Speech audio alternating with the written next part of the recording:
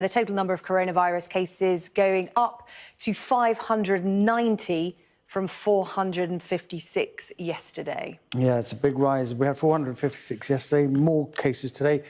The trajectory is carrying on very much the way the experts had predicted. Now, we've had a number of cases, a large spike, I believe, in Scotland. I'm just trying to find some more information about some information that's just been sent to me. But yes, certainly this is it's a significant spike, but we can't exactly tell what those figures mean. Ashish, we're just understanding that 2 more patients have died in UK hospitals from COVID-19. That's coming from NHS England. So that brings the total who have sadly died to 10. To 10, yeah. We had 2 more yesterday. Again, elderly patients with underlying health conditions.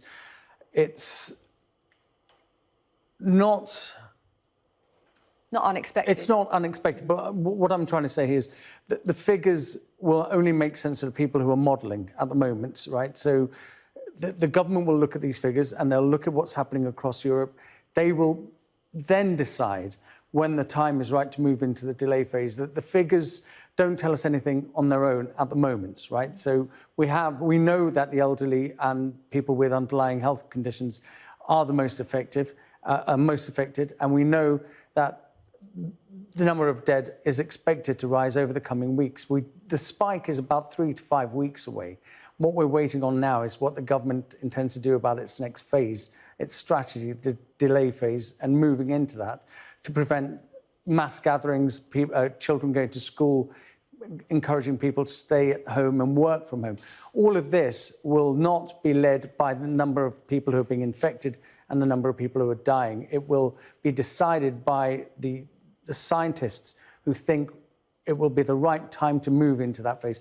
Yesterday, we had the World Health Organization calling this a pandemic. That would have been another trigger, if the government needed one, to move into the next phase. And certainly what is happening across Europe with Ireland and France and Germany and Poland and Denmark, those countries, and Italy, of course, those countries taking quite what some people might suggest is quite drastic actions, shutting down movement within society, shutting down workplaces, stopping people from gathering, stopping people going out shopping. Shops in Italy, the only ones that are open at the moment are food shops, pharmacies. So this is serious action. But then the pressure on the United Kingdom is that these leaders, these medical experts across Europe are saying, don't wait too long. Look at what's happened in this country. You've got to take action soon. And Martha, just briefly, that's what the world of sport will be looking for from this COBRA meeting today in terms of if mass gatherings are stopped anytime soon. That has a huge hit on all UK sport.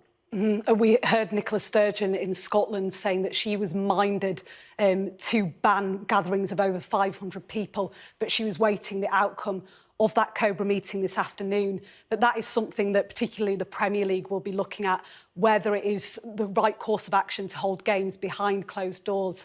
Liverpool, of course, on the brink of their first Premier League title for 30 years, and they'll be wondering whether, if there is, if the Premier League is postponed, whether they are given that title or not. So there's plenty of uncertainties around at the moment. But we do see in NBA, the American basketball, that league's suspended indefinitely at the moment. We've got a Melbourne Grand Prix, which incredibly at the moment is still going ahead, despite the fact that McLaren, one of the teams, has had to withdraw from that Grand Prix because one of their staff members has tested positive for COVID-19, and that's caused a lot of consternation. Lewis Hamilton, Britain's Formula One champion, has said he cannot believe they're still there. He says they're prizing money over people's safety. The Premier League will want to be avoided being viewed in the same way. OK, Martha, thank you. With relation to those 2 new deaths, bringing the total number of UK deaths to 10 now from COVID-19. We've just had a statement from the 2 hospitals where those patients died. Yeah, but the first statement is from the Imperial College Healthcare Trust. It says, we can confirm an 89-year-old patient who was very unwell with underlying health conditions has passed away at Charing Cross Hospital. So that's in West London or central West London, an 89-year-old patient. The other one is, the statement is from the Barking, Havering and Redbridge University Hospitals NHS Trust.